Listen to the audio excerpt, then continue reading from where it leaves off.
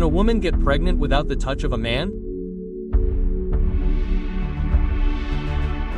How can a warrior like him be born with divine armor and earrings? Can a child have earrings or armor in his ears as soon as he is born? In today's video, we will unveil these mysteries.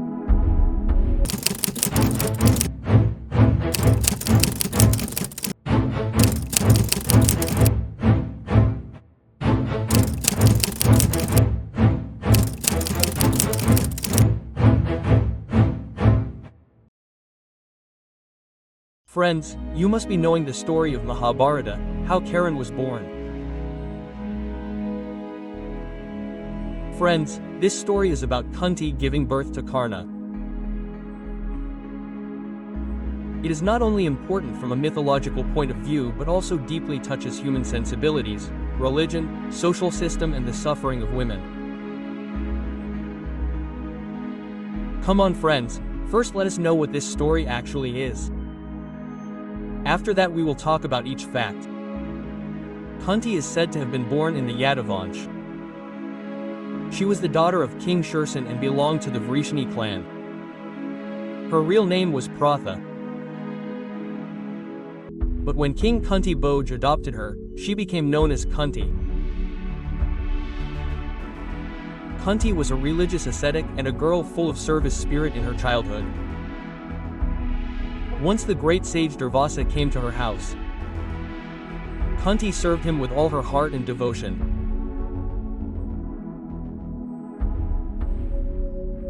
The sage was extremely pleased and gave her a mantra and said that if you recite this mantra by taking the name of any god, then that god will appear before you and will be able to give you a son.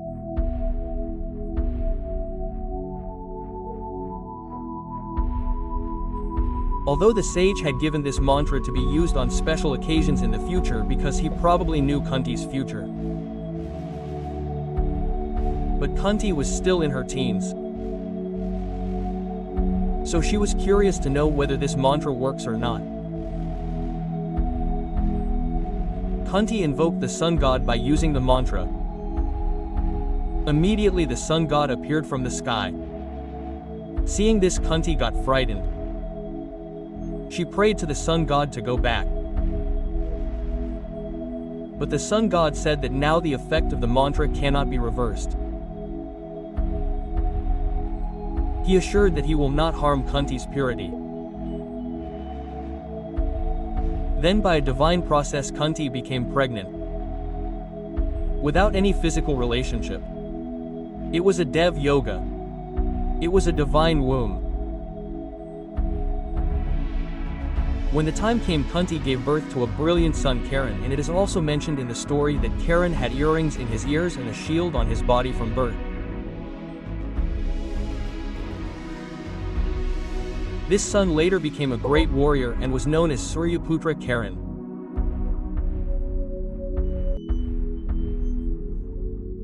This was the time when the society followed very strict morals and social rules, and in that era a virgin girl becoming a mother was a matter of great disgrace for the time. Kunti got scared. To maintain her secrecy, she put the newborn in a betel nut box and floated it in the river. This scene is very pathetic. The conflict between Kunti's feeling of being a mother, her love for Karna and the fear of society is reflected in it.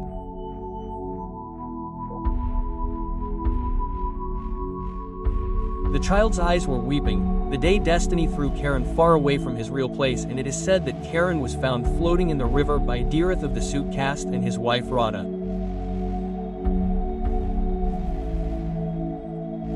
They raised that child with love and he was called Radhe Karna. This is where the story began, and he was a warrior who was unknown to his real clan but whose courage, charity and friendship make him immortal.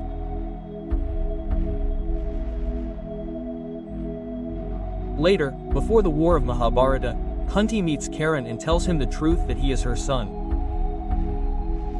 the eldest brother of the 5 Pandavas. But by then it was too late. Karna had given the basis of his life, his loyalty, his self-respect, everything to Duryodhana. That is why he never fought on the side of the Pandavas but fought against them and finally attained martyrdom.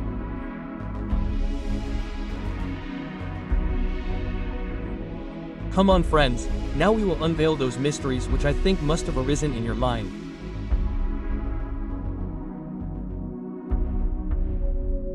Can a woman get pregnant without the touch of a man?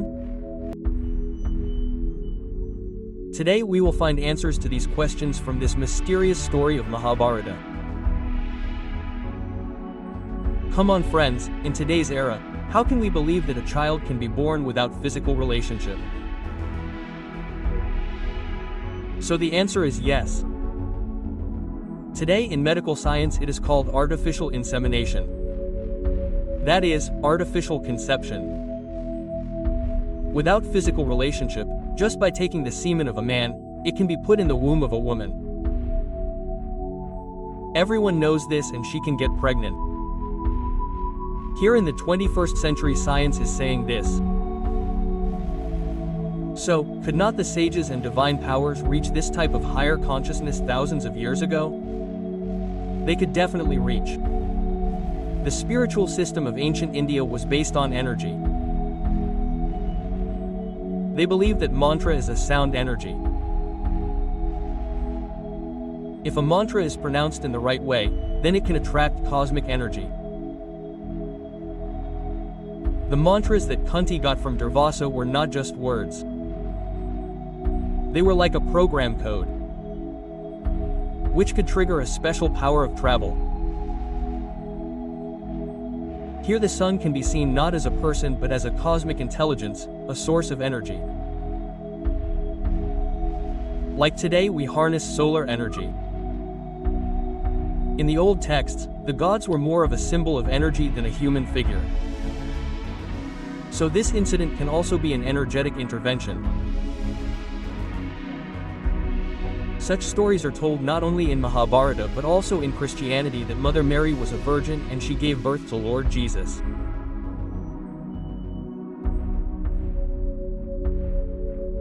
Such stories without any human contact are also found in other religions around the world which point towards the fact that divine birth is a deep cultural and spiritual symbol.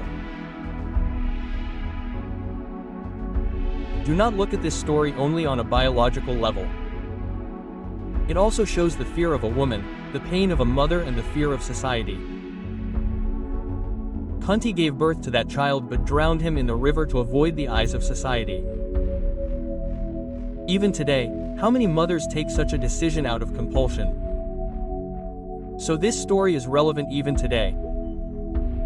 If we look at it emotionally and not with logic.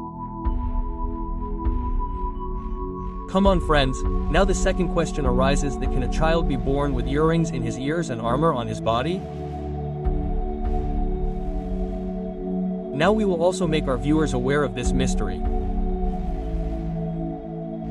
Friends, when Karna was born, it is said that he had a divine armor on his body and shining earrings in his ears. These were not ordinary ornaments. These were divine energy structures. The question arises that how can a newborn have these? In today's language, it was a protective aura field.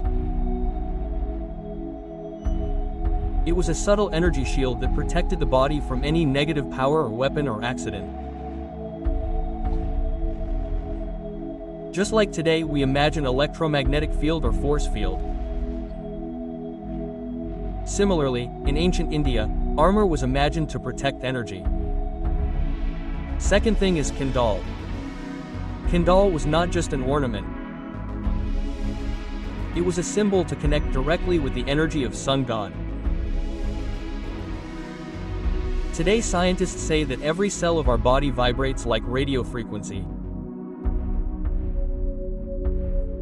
Imagine that those kundals in Karna's ears were a divine tuner that had direct contact with cosmic knowledge and consciousness. Karna was not just a warrior, he was a walking replica of the sun. Second thing is armor. Armor is a symbol of protection of the soul and Kandal is the ability to hear that divine voice or truth. This is the reason why Karan always remained truthful, generous and self-respecting, because his body had the power of self-defense and divine hearing since birth. Today there is talk of gene editing, bioenhancement and physical augmentation.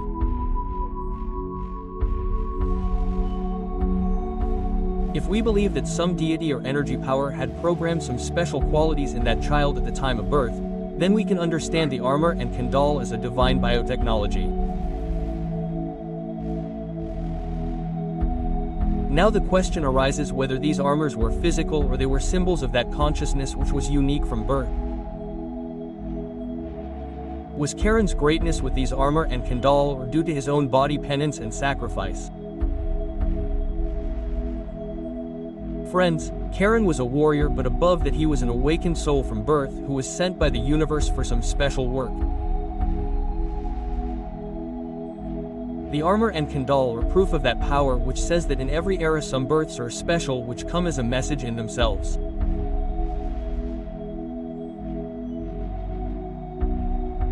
If you find this thought something new and something deep, then you must share this video so that everyone can see this important and valuable video. So friends, how did you like this video? Do tell in your comments.